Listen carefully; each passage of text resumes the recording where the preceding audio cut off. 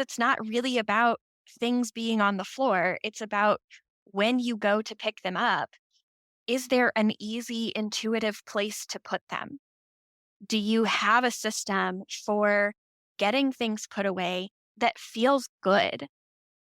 Because organizing is a conversation between you and your space and between your family and your space. And that conversation doesn't always have to be butting heads. You can be working together.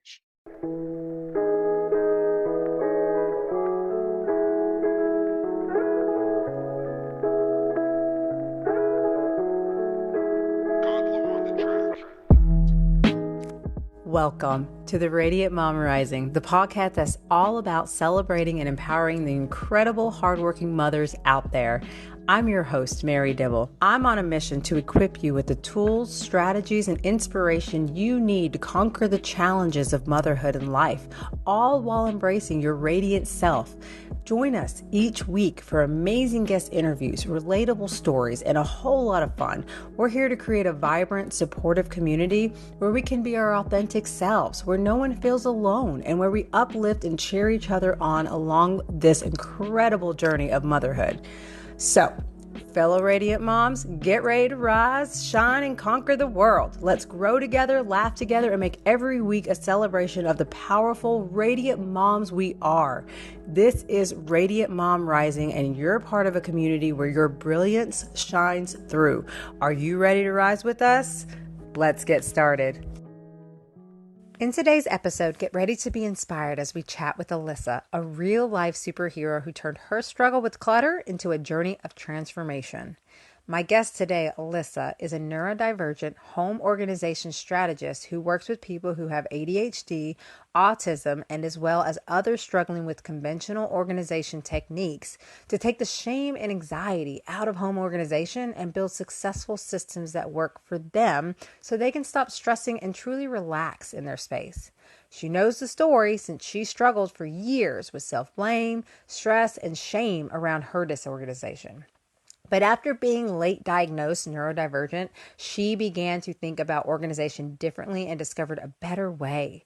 Now she wants to help everyone to know organizing doesn't have to be one size fits all. And with the right tools, you can create a restful, organized home. Join us as we uncover Alyssa's secrets to conquering chaos, navigating neurodiversity, and discovering the joy of creating systems that truly work for you. Whether you're a mom juggling a million tasks or simply seeking a fresh perspective on organization, this episode is packed with wisdom, laughter, and practical tips to help you thrive. So grab your favorite beverage, find a cozy spot, and get ready to unlock the power of embracing imperfection with Alyssa on Radiant Mom Rising. Perfect. Alyssa, thank you for joining me today. How are you doing? Great. It's wonderful to be here. I'm so excited. Well, I'm excited to have you. I'd love for you to share a little bit about your story with the audience and let us know, a little bit about yourself and what you've gone through that's led you to do what you do today. Yeah, so it all kind of started, well, it started a very long time ago, but the big story started sort of at the beginning of the pandemic.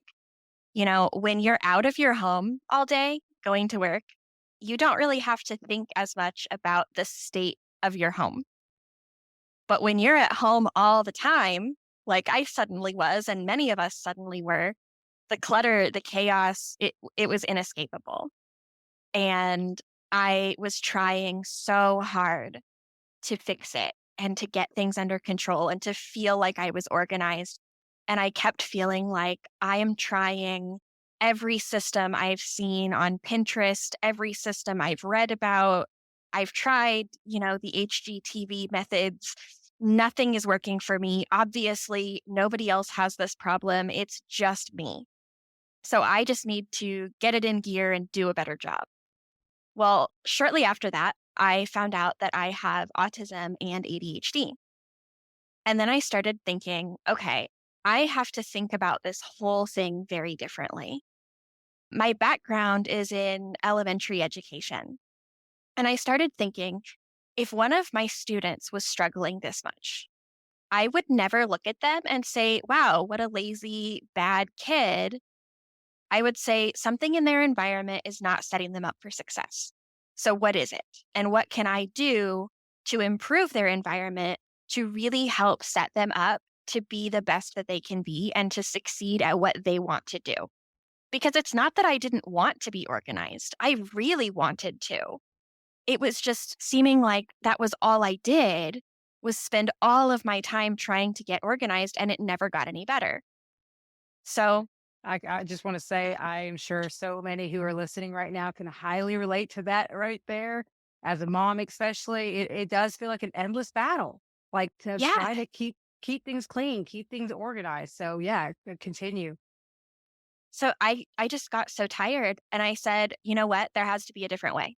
I something I'm doing is not working, and if trying harder was going to fix it, it would have fixed it by now." So the answer is obviously not to just try harder.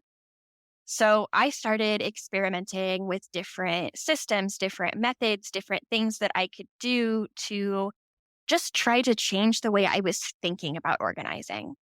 And I found some systems that worked really well for me. And then I started sharing them just, bit by bit with family or friends about, oh, what have you been up to? Well, I've been doing this and it's been working really well. And other people started trying these things and saying, oh my gosh, I wish I had known about this years ago. This works so much better. I'm actually having time to rest and relax. And even when I do get frustrated, I know what to do because that's such a big problem, right? We have the energy, we have the motivation, we get started organizing, and then something happens and we run into a roadblock and we give up and we don't know what to do next. So that's really sort of the true beauty of the systems that I started working out was it's built in with ways to figure out what to do next.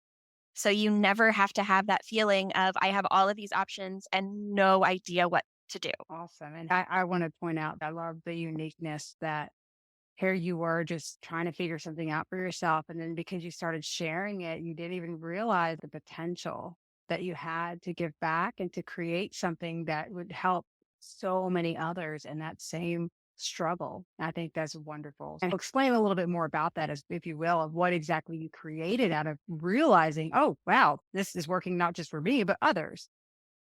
Yeah. So one of the first things that started to happen as I shared it was I kind of started realizing I need to, have a better way of sharing this because I'm just talking about it with friends and giving them tiny little pieces, but that's not really all of what I'm doing. So it took quite a while to put everything together in such a way that I felt like it was well communicated. And that really has only happened in probably the last 6 months that I truly got it all packaged really well so that I can easily transfer it from my knowledge to someone else. Oh, that's awesome. And in those little pieces, I kept finding that one of the biggest things was that everyone felt like so many of the organizing strategies that had been presented to them through either, pop culture or Pinterest is one of the worst offenders was basically the same thing. And if it wasn't working, reading it in different words still wasn't helping it work. And so, like, one of the things that I changed first, probably one of the biggest pieces for me has been when you read about an organizational strategy or you're listening to someone talk about how to get organized, they do two big things. One, they leave out the emotional piece of how hard it is to deal with all the messages that we get about how it should be and about us if we can't live up to this unrealistic ideal. And the second thing is that they all say, just make it a habit, just get into the habit. Just habits don't work if you have ADHD. It is very, very difficult to form a habit if you have ADHD because a habit is something that you have to spontaneously remember to do. If you have ADHD or if you have small children, you're probably not spontaneously remembering to do a whole lot because you are holding on to so many other important things that you have to remember. So instead of relying on habits, I started relying on routines. When you do pretty much the same thing every time, all it takes is starting that routine. And then you can easily remember what the next thing is. It is part of a lot of the teachings that I've seen is building the habits and creating new habits around certain things. And I never thought of the struggles for someone who has ADHD of how that would be a challenge for them.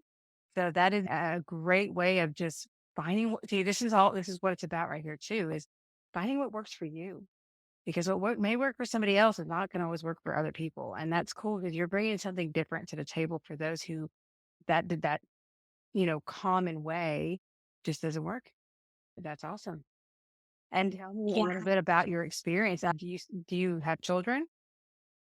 So I do not have children, but I did work as an elementary teacher for quite some time. I have many nieces and nephews. I have many children that are around me in my life, but Yes. I do not have them in my home. Yeah. No, but you still understand it. You've seen it all, and you understand how like it can be chaotic for moms, which is why everything you teach, especially like you say, even moms who have young kids, it's like having ADHD. If you want to kind of have, like you say, a comparison, because that's one of the struggles that you face when you have that is you can't really focus, and I don't know about for you, your experience with that. I mean, if you want to share a little bit about that, what is it like for you with having ADHD, how you respond to certain things? How does your brain wired as far as like being able to focus on multiple tasks at one, or if you can? Sure. So one of the biggest problems that I find is that we just as a cultural message that we get, but also as a thing that we believe, we tend to think that if we want big results, we have to take big actions or make big changes. And that's exhausting. I mean, when you look at a room that's a mess and you think to yourself, oh my gosh, it's going to take me a week to deal with all of this. For somebody with ADHD, that is so demotivating because I'm going to need to take a break and then I'm not looking at it and then it is gone from my brain. Oh my God. So Okay. Yeah. figuring out how to break that up into smaller pieces, because if you do one small piece of it today and one small piece of it tomorrow and one small piece the next day, by the end of the week, it's done anyway, but it's so much less stressful than Yes. trying to turn it into one whole big task. I love that. Such wonderful advice to anyone out there because that is something I struggled with in my job.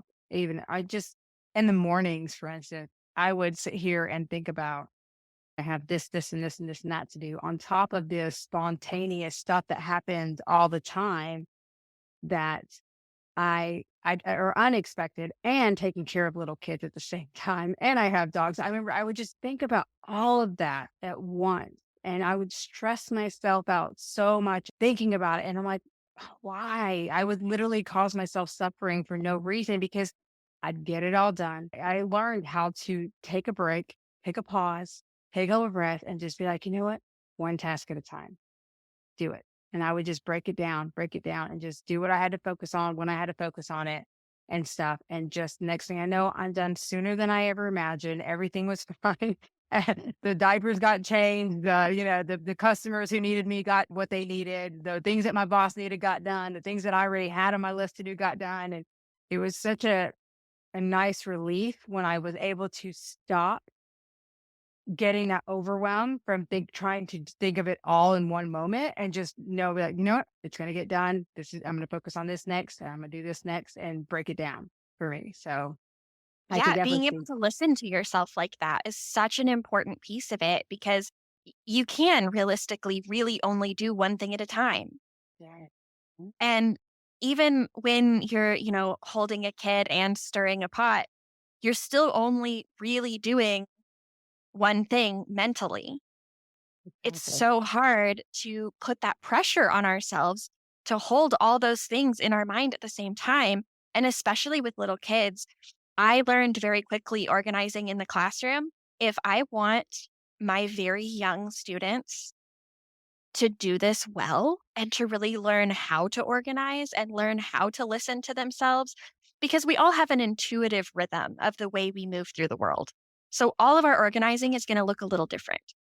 But for little kids, that's got to be in small chunks. They can only do a few minutes at a time, and then their attention is somewhere else. Yes, I mean, that's how I am, and I'm an adult, but you're right, and it's important to recognize that because I feel like I've always wanted to teach my kids, cleaning up after themselves and things like that at a young age, and I see that too, like, where they'll do it for, like, 2 minutes, and then they go off and whatnot, and I get it, but it's just a matter of, still getting them a little bit of that routine of, like, "Okay, we're gonna take up a little bit here and there," and then over time, they build it up, like you say, that routine of doing it, and they do more and more as their attention span gets better. Because my husband makes fun of me about that all the time. He's like, I'm like a dog when a squirrel comes in. You know? I try to tell him like I don't mean any harm. It's just that that's how I'm wired. Having ADHD myself, it is a challenge. It's just one of the things you have to be strongly mindful and really focused. But once I'm focused on you, I'm focused on you. But there's also that ability to be just easily distracted that you can't help. But you just have to work on kind of like, okay, I caught myself, I'm back, you know? Yeah, but also it's really empowering to realize that you can do that. Because like you were saying, by the end of the day, you do get everything done. It's just maybe not in the same big chunks that someone else would do it. And being able to embrace that and then also to teach our kids that, doing things a few minutes at a time and then taking a break is okay. And there are so many messages that we get about, well, if you can't do this one task for this length of time, then you just have a short attention span and you're just lazy and you just need to be better. And really, it's just how your brain works, but you're going to come back to it. It's not like you walk away after 5 minutes and then you never come back and everything lives in a big pile forever. It gets done. It just doesn't necessarily get done on someone else's timetable. Attention, hardworking moms. Are you ready to kickstart your journey to a thriving online business? Introducing Learn and Earn Profits Online Max, a groundbreaking digital resale course that's revolutionizing success. Learn how to create your own funnel and sell this exact course, pocketing a whopping 100% of the profits. Yes, you heard that right, 100% yours. Lipo Max is an enhanced platform packed with incredible modules and valuable insights designed to elevate your online business game. Don't miss this chance to join a supportive community where hard work meets exceptional opportunities. Say goodbye to the hassle of creating courses from scratch. Lipo Max does the heavy lifting for you, empowering you to learn and earn in an environment tailored for your success. Act fast and secure your spot in this game-changing program and set yourself up for a prosperous life. Join the Lipo Max community today. Click on the link in the show notes to learn more or contact me today with any questions. I love that. That's a part of like what I want to share as a message, being unapologetic, because, you know, I used to feel so guilty, or I put so much extra pressure on myself, feeling like I had to be on other people's timeline and feeling like I'm not doing enough because I'm not showing up when they say I should, or I'm not doing exactly every single thing step by step in the way they say I need to, but I'm not them. I am me. And it doesn't mean that I'm not taking in the value or even taking the time to get it done. It's just I have to do it in my way that first of all feels true to myself, because I'm more, effective. I'm more productive too when I allow myself to take the breaks that I need to recharge. I come back and tenfold get it done so much better than if I try to push and push and push and push and push myself. So I think that's so important. And that's just another example of being true to yourself, being real with who you are and figuring out how you can come towards things. And even if it's just organizing, because that's such a big issue so many of us face, especially with young kids or just in any aspect. I mean, organization's not easy for all of us. So if there's someone out there right now who is struggling with this, what would be your top advice for them to get started? So, the first thing that I would say is before you're going to be really effective, you're going to have to get past the guilt of other people's systems not working for you. We have so much guilt about our organization. I mean, when was the last time that someone walked into your house and you didn't apologize for it? And you didn't say, "Oh, sorry about the mess. We were," and start making excuses and giving reasons. And I'm sorry, I live here. Sometimes my stuff is on the floor and that's where it is, and it's going to be okay. And once you get past the feeling of needing to apologize for not being able to do things in the same way as everybody else, you really open yourself up to make a lot of progress. That is very true. You hit that on the nail too. That's something I'm guilty of right there. The greatest challenge that I had had learned over time when I started uncovering a lot of my things is that my mom was a clean freak. Well, that's what I know people like to call it that, but she just was very anal about cleaning. And it was like, no matter what I did, it was never good enough. And that really put me down as a young, as a young child. And it just kind of grew with me. And I almost like absolutely resented it to the point where I was very rebellious. And yet, when I got older, I became like her. And I didn't even know that was happening. It just did. It was like the next thing I know, I'm being very anal with my kids and the cleanliness of my house and wanting it to look perfect. And it was hard. It was so hard. I stressed myself out so much. I had the guilt. I felt like no matter what I did, it was just never good enough. And then I even caught myself with my son almost doing that to him, where when he would clean up, I'd come behind him and kind of nitpick little things. And I remember one day just catching myself and being like, oh my God, I'm my mom. And it's like, we all have those moments where we say things like that. We're like, that's not what we want to do. Not, or at least that's not the part of her that I want to have, And so I've had to really work on letting that stress go. And for me, one of the best things that I've done that helped me is change my perspective of the mess. I've realized that I'm grateful almost, it's like I'm grateful that I have a house full of kids who love and adore me. I'm grateful that I even have a house that I can make a mess in. So it was like being able to change that truly helped me to transform that stressfulness of it into one of gratitude. And even though the mess was still there, it just didn't bother me as much. And it's not that I didn't still take care of it, because I do, but I had a better attitude towards it. I had a better response towards it. It didn't break me down like it did for Yeah, so that's long. a really interesting point because I completely agree with what you're saying. When you are able to sort of get out from under the mindset that it either has to be perfect or it's not good enough, suddenly it's okay if there's a mess because you know that you can pick it up. You know that you can organize it. You know you can make it better. You can get your kids involved Yeah. and you can teach them the value of having their organizational system and having things put away because when you pick up what's here now, you make room to get out something else and have fun doing something else. And it's not that you are being shamed or pressured into cleaning up, it's that you see value in it. And when we're bombarded by all of these messages from society, from our friends, from our parents, from ourselves, from our partners about how if it's not all picked up, then somehow we are bad, it almost becomes scary to make a mess because then what am I going to do after that? And that's one of the beautiful things about just sort of disregarding conventional organizing is if you make a mess, it's okay because it's not really about things being on the floor. It's about when you go to pick them up, is there an easy, intuitive place to put them? Do you have a system for getting things put away that feels good? Because organizing is a conversation between you and your space and between your family and your space. And that conversation doesn't always have to be butting heads. You can be working together.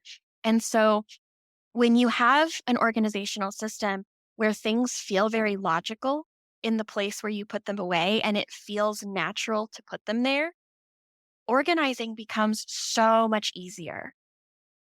But a lot of the time, we don't let ourselves do that because we have this idea about where things should go or how it should be organized. And that's so unhelpful to us when we start actually doing it. I love it. And then, another thing too is comparison. I don't know if you see that a lot with some of the women you work with, but we have a tendency, like we'll go to other people's houses who have these like perfectly clean homes. I don't know if anyone's ever experienced, but I know me, there was times that I had this like, how does she do it? And almost like that, like enviness of like, man, like I wish I could keep my house clean like that. I wish I could do that. And that is so negative. It's such a horrible thing to do to yourself. To comparing in this world period dot is terrible thing to do to ourselves because what one person is doing, what's their journey is meant for their unique journey. And what's meant for you is something else. And if we can learn to just embrace that in ourselves and stop feeling like we have to be like her or be like this one or do this and that in order to fit in and be loved or whatnot, there's a true freedom in that. And it's something I strive to help the women that I work with understand and learn for themselves because I think that's so important for us to just really embrace our authentic selves and what works for us and going down our own path and being happy too, being really happy for other people, helping them to succeed. I want to help others succeed. I want to help, you know, be that success for as much as I can for others because I think that we all should be supporting and encouraging each other. Yeah, I don't know why we haven't been doing that for so long, but it is a struggle. I see. we've been too busy feeling like everyone else was judging us, I think. Because, Yeah. when you do walk into someone's house and everything is nice and neat and clean, don't open any cabinet doors because it is very likely that the reason all their surfaces look cleaned off is because they've shoved everything somewhere where you're just not going to see it. Yeah. Oh, that's so I funny. remember I remember one time when I was little, we had some people coming over that were doing some work that were going to be in the house, and we needed to not be in the house. And I remember we loaded up all of our dirty dishes into a laundry basket and drove around town with them so that the people who were in our house wouldn't see the dirty dishes. And it has always stuck with me because it just felt like such a silly thing to do. But also, I understood it even as a child, I was like, "Yes, I understand. We don't want them to see this." Yeah. Yeah. Because of the And judgment. yes. But also, when was the last time that you walked into a friend's house and were like, "Oh my goodness, it is a wreck in here." I mean, basically never. Even when it's messy, I'm like, "Oh, wow, they've been playing with the dogs," or, "Oh, look, the kids are building a Lego tower." And if I do walk in and think, okay, this needs some help, it's because my friend has told me she's been sick, or I know that there's been something going on. And so I'm looking for where can I be a help to her?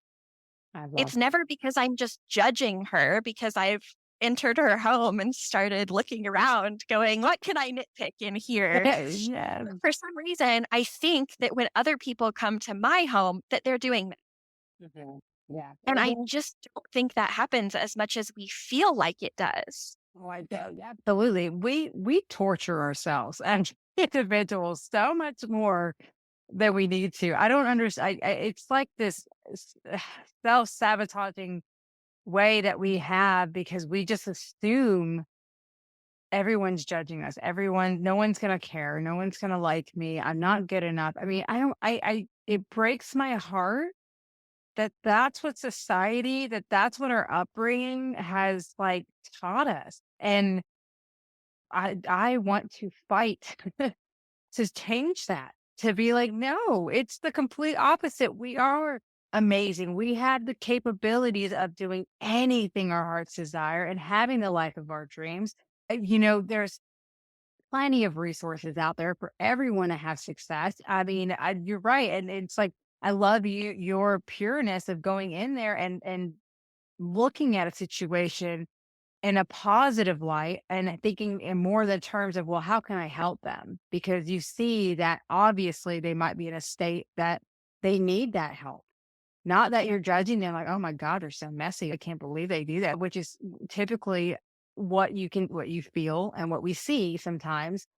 And I'm advocating for that because I just think it's so wonderful. And I love what you do. I think that's great. And I would love for you to share a little bit more about it as far as like, how can people find you and how do you work with them exactly?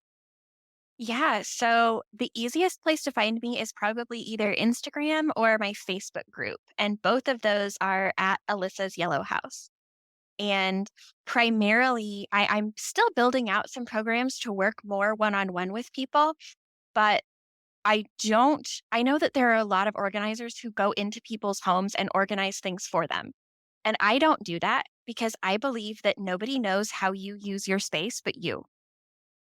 And so I've seen so many times where someone has had somebody come in and do their organization, but that's not the same system that makes sense to the person who lives there. So 2 weeks later, they're in the same position again. And I do not believe in the temporary fix. I believe in giving people the tools that they need so that they know how to organize their space. They know how to figure out what the right answer is for them, and then how to trust that it is the right answer and that it's not a band aid approach that's not really going to solve the problem. I don't want something that feels good for 5 minutes until it's a mess again. I want something that's sustainable. And so the main program that I have right now is focused on the kitchen, which it's the systems that are in this workbook can be used in any room of the house. But I chose the kitchen as a focus and a starting point because it's basically the only room in our house where we never ever go to relax. We're in the living room. Sometimes we're working, sometimes we're relaxing. The bedroom, sometimes we're working, sometimes we're relaxing. Even the bathroom, like you put on some candles and some bubble bath and you can relax in there. But you never go into your kitchen just to hang out. You go in there because your family is hungry and you have to make food, or you have to clean up from having made food, or you're always doing work while you're in there. And so when that room in particular is chaotic, it just drains your energy so fast. So that's where I really started sort of building out this program about these three main sections of home organization, which are your mindset and how you think about it, which plays such a big role in overcoming a lot of those negative stories that are just fed to us constantly. And then the second piece is the actual physical organization. Where do you put things? Where do you decide, what needs to go here and how you actually organize everything from your pantry to, your out of season dishes that you only use a couple times a year to the plates and cups that you use multiple times a day. And then the third piece is your methods, which is sort of how you blend all those pieces together and how you really interact with the space. Because the organization can be wonderful, but if that's not the way that you interact with it, it's still going to be a struggle, which I feel like we are all familiar with. You've been in your mother in law's kitchen and it's pretty and it's organized and you can't find anything. Yeah. Yes, yes. And I've heard so many people say, yeah, it's really disorganized in here because when we were unpacking, my friends, or I've heard multiple times my mother-in-law was helping us. She put things away. We've just left them there, even though it doesn't work for us because that's where they were put away. So that must be where they go. And that's one of the big reasons that I decided to start this program that I was writing in the kitchen, because I break it down in this workbook into a step by step process where it is not, let's look at the whole room and make big changes. It's small changes that you can do in a few minutes that are going to lead to a big impact of having a kitchen that really works for you. Lord knows I need that. I love that. That's all. I mean, because when you have a family too, it's nice to have a way that maybe we can try to find a way to organize it and kind of work together that makes it work for everyone. Cause that's a challenge too. It's like sometimes I'll take time, for instance, to organize just my Tupperware. And then my son, who does the dishes all the time, puts the dishes away, he messes it all up. And so that's one of my things that I'll see. And I'm like, I work so hard to get it all nicely organized. Like, why is it so hard to just keep it that way? But, he's got his own, I guess, well, he's a teenager, so he's also got that little bit of, like, he doesn't really care about the organization just yet, but I appreciate him for even doing the dishes and helping out, so I try to, like, not make a big deal about it, but, things like that, it's so wonderful to have someone kinda guide you, help you with, but you're right, the mindset is a major part of things that people do not realize. It is such a powerful thing that can completely transform how you go about so many things in your life. So I think that sounds like a great program, and I will make sure to share your information in the show notes. So if anybody's wanting to find you to learn more about how they can work with you, they can. I think, like I said, I'm excited for you. I think you're going to go places for sure with this. I think there's so many moms out there who need this help. So anyone who needs that, reach out to Alyssa, go follow her. She's going to help guide you with that for sure. I thank you so much for being part of my show today, sharing all this with us. And, is there anything else that you would love to share before we end today? No, it's been so much fun. I really enjoyed being here. Well, I loved having you. You have such a great energy about you. Like I said, I think it's awesome how you were able to turn your uniqueness into something that's going to help so many others. And it's going to be amazing. I'm so excited for you. I can't wait to see you flourish and see where you go. Yeah, thank you so much. Here are the key takeaways from today's episode. Just like Alyssa, you might find that traditional organizing methods aren't effective for you. It's essential to recognize your individual challenges and explore different approaches that suit your specific needs. Don't be afraid to experiment with various organizing systems until you find what works for you. Remember, it's about adapting strategies to fit your lifestyle, not trying to fit into someone else's mold. If you struggle to form habits like many with ADHD do, consider implementing routines instead. Routines provide structure and predictability, making it easier to stay organized and focused on your task. Release yourself from feelings of guilt or comparison when it comes to organizing. Focus on embracing your unique approach and reframing the way you view messiness to reduce self-judgment. Aim to develop sustainable organizational systems that work for you in the long run. Instead of seeking quick fixes, invest in tools and strategies that empower you to maintain order and focus consistently over time.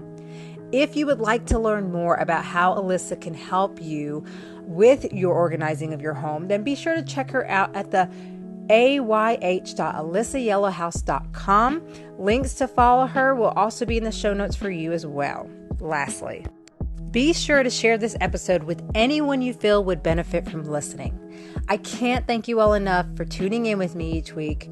Please be sure to leave me a review. Your feedback is much appreciated. Also, leave us a 5-star review if you feel like this has been beneficial to your journey.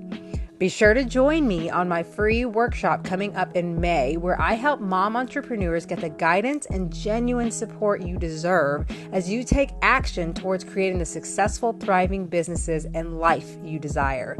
You can sign up for the free Momtrepreneur Mastery Guide and get on our waitlist to stay updated on details. I am excited to help you get that jump start and the motivation you need to push through the obstacles and challenges and work towards the goals you set. Let us, radiant moms, continue to rise and live life to the fullest. Until next time, much love.